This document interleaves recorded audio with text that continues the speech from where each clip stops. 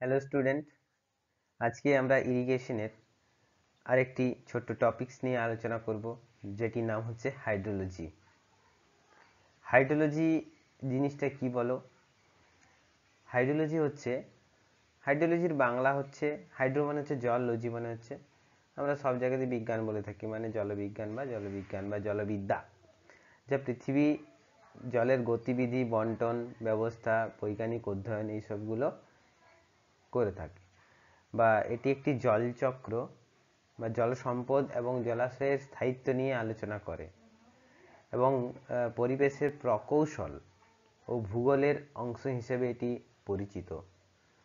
তো এক কথায় যদি আমরা হাইড্রোলজির একটা ডেফিনেশন বলো বা সংজ্ঞা বলো, বাংলায় বলছি, বাংলায় তোমাদের সুবিধা হবে। তো জলবিজ্ঞান হলো পৃথিবীর জল সম্পদের গঠন, সঞ্চালন এবং বিতরণের বিজ্ঞানসম্মত আলোচনা। এটা হচ্ছে আমাদের হাইড্রোলজি। বোঝা গেছে? আমরা হাইড্রোলজির যেসব পার্টগুলো রয়েছে, অ্যাডভান্টেজ রয়েছে, ডিসঅ্যাডভান্টেজ রয়েছে, ইম্পর্টেন্ট, সেগুলো আলোচনা করব এবারে। তো আর বেশি দেরি করব না, আমরা নেক্সট পয়েন্টে এগিয়ে যাব। তোমরা দেখতে থাকো সকলেই। আমরা প্রত্যেকটি টপিকসের একটি ছোট্ট করে ইন্ট্রোডাকশন রেখেছি, যাতে তোমাদের বুঝতে সুবিধা হয়। তো ইন্ট্রোডাকশনে কি বলেছে দেখো, আমরা প্রথমে ইংলিশটা দেখে নেব, তারপরে বাংলায় সেটা কনভার্ট করব তোমাদের জন্য। কি বলেছে? হাইড্রোলজি ইজ দ্য সায়েন্স, দাঁড়াও একটু, hydrology is the science, sorry, hydrology is the science that deals with the study of water on the earth surface and the underground. বোঝা গেছে? তাহলে কি বলেছে? Hydrology is the science that deals with the study of water, মানে জলবিদ্যা বা জলবিজ্ঞান হলো এমন একটি বিজ্ঞান যা পৃথিবীর পৃষ্ঠ এবং water on the earth surface and underground, মানে জলবিদ্যা হলো এমন একটি বিজ্ঞান যা পৃথিবীর পৃষ্ঠ এবং ভূগর্ভস্থ জলের সাথে আলোচনা সম্পর্কে থাকে বা অধ্যয়নের সম্পর্কিত। বোঝা গেছে? Hydrology is the science that deals with the study of water on the earth surface and underground. Next কি আসছে? It includes the occurrence, movement and distribution of water as well as its interreaction with the environment, মানে হচ্ছে যে এর মধ্যে রয়েছে জলের উপস্থিতি, গতিবিধি, occurrence মানে হচ্ছে উপস্থিতি, মুভমেন্ট মানে গতিবিধি, অ্যান্ড ডিস্ট্রিবিউশন মানে হচ্ছে ডিস্ট্রিবিউট করা বা বন্টন করা, অফ ওয়াটার জলটাকে, as well as interaction with the environment, মানে সেই সাথে পরিবেশের সাথে ইন্টারাক্ট করে। বোঝা গেছে?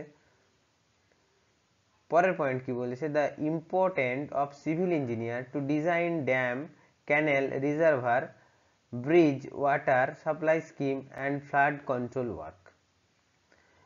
এটা কিসে গুরুত্বপূর্ণ আছে? এটা দেখো, যেসব বাঁধ, খাল, মানে ক্যানেল, ড্যাম, রিজার্ভার, এগুলো যখন আমাদের তৈরি করা হয় বা এগুলো যখন মানে জল সরবরাহতে যখন কি বলবো নকশা করা বা তৈরি করা হয়, তখন কিন্তু আমাদের এই হাইড্রোলজি ব্যাপারটা জন্য আমাদের ইঞ্জিনিয়ার্সদের জন্য খুব গুরুত্বপূর্ণ। বোঝা গেছে? তাহলে আমরা নেক্সট পয়েন্টে আসছি এবারে।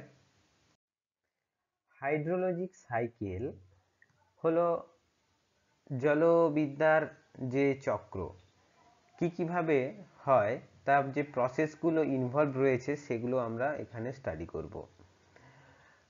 কি বলেছে দেখো, the continuous movement of water in different form, বিভিন্ন রূপে জলের অবিচ্ছিন্ন চলাচল ব্যবস্থা থেকে থাকে।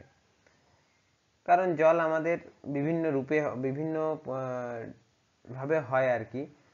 রূপ বলাটাও ঠিক নয়, বিভিন্ন রূপ বলতে আলাদা জিনিস বোঝাবে, কিন্তু জল আমাদের বিভিন্ন সিস্টেমেটিক্যালি হয়, বা এভাপোরেট হয়, ট্রান্সমিশন হয়, কনসিডেশন হয়, পারসেপশন হয়, ইন্টারফিল্টারেশন হয়, run of, ground water flow, এইসব জিনিসগুলো হচ্ছে আমাদের প্রসেস। দেখো ফার্স্ট প্রসেস ইনভলভ কি বলেছে। প্রসেস ইনভলভ মানে এখানে হচ্ছে যে কি কি জিনিস এটার মধ্যে রয়েছে, ইনভলভ আছে। এক নম্বরে কি আছে, এভাপোরেশন। এভাপোরেট হয়ে যাওয়া মানে কি, এভাপোরেট হয়ে যাওয়া মানে হচ্ছে বাষ্প হওয়া। বাষ্প হওয়া, এভাপোরেট মানে কি, বাষ্পীভূত হয়ে যাওয়া। evaporation evaporation the water change to vapor from ocean, river and lake। সমুদ্র, নদী এবং হ্রদ থেকে জল বাষ্পে রূপান্তরিত হয়।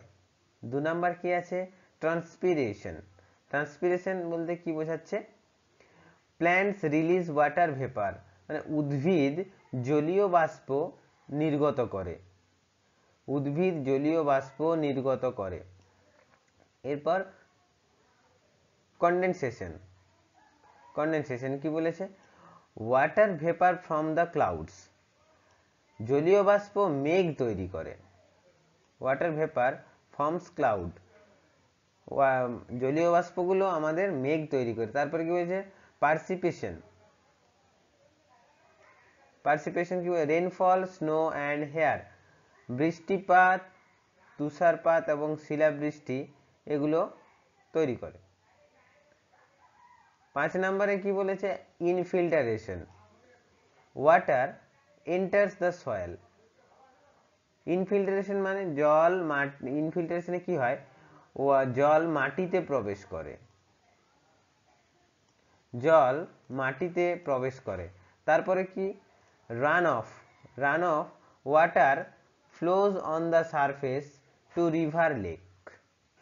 Water flows on the surface to river or lake. ভূপৃষ্ঠের উপর দিয়ে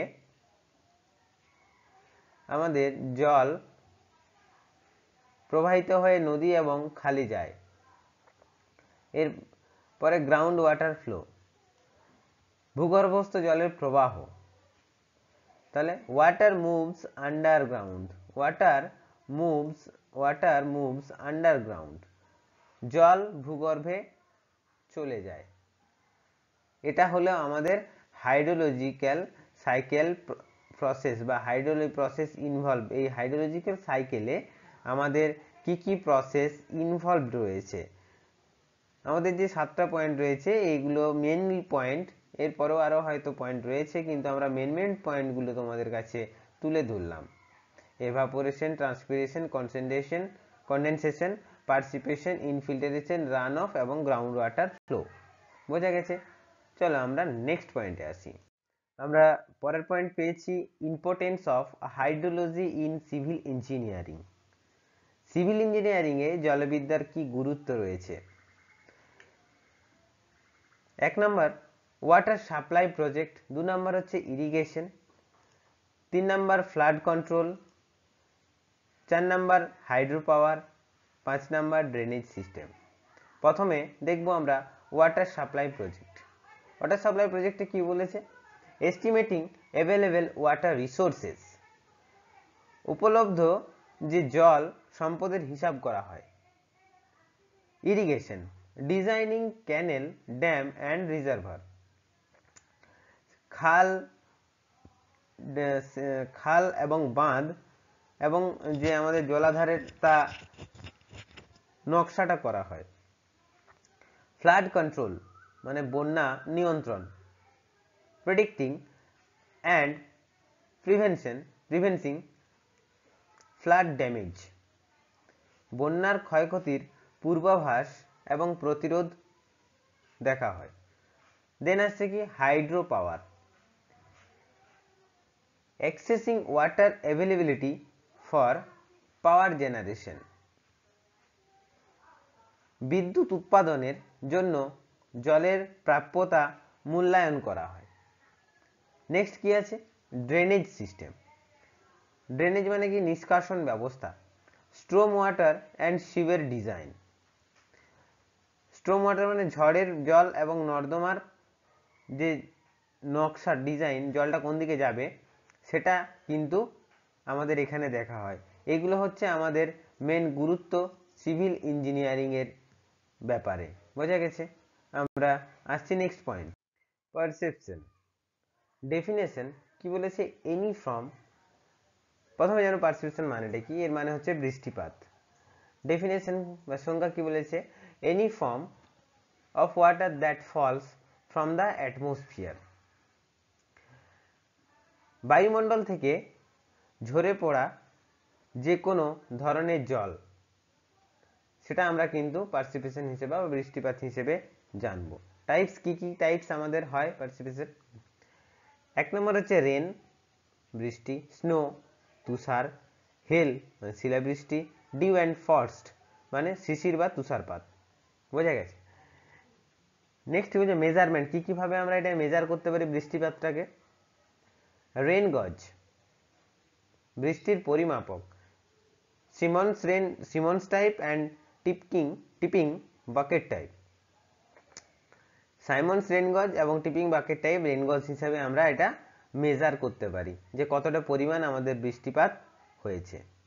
কতটা পরিমাণ বৃষ্টিপাত হয়েছে আমরা দেখবে রেনগজ, সিমন্স রেনগজ ব্যবহার করি এবং টিপিং বাকেট টাইপ যে রেনগজ রয়েছে সেটাও আমরা কিন্তু ব্যবহার করে থাকি এই বৃষ্টিপাতটা মেজারমেন্ট করার জন্য। বোঝা গেছে? নেক্সট পয়েন্ট আমাদের রান অফ। ডেফিনেশন কি বলেছে? Portion of rainfall that flows on the surface to river, stream and ocean. বৃষ্টিপাতের অংশ যা ভূপৃষ্ঠে থেকে নদী, ঝর্ণা, এগুলো আমাদের রান অফ হিসেবে পরিচিত। Next, factor affecting run off. Run অফকে প্রভাবিত বা করার কারণ কিগুলো কি কি? ফ্যাক্টর এফেক্ট কি কি করে আমাদের রান অফকে? এক নম্বরে কি বলেছে? Rainfall intensity and duration. Rainfall intensity and duration, বৃষ্টিপাতের তীব্রতা এবং সময়কাল এফেক্ট করে। দু নম্বরে কি বলেছে? ল্যান্ড স্লোপ, জমির ঢাল। Soil type and vegetation cover, মাটির ধরন এবং গাছপালার আবরণ।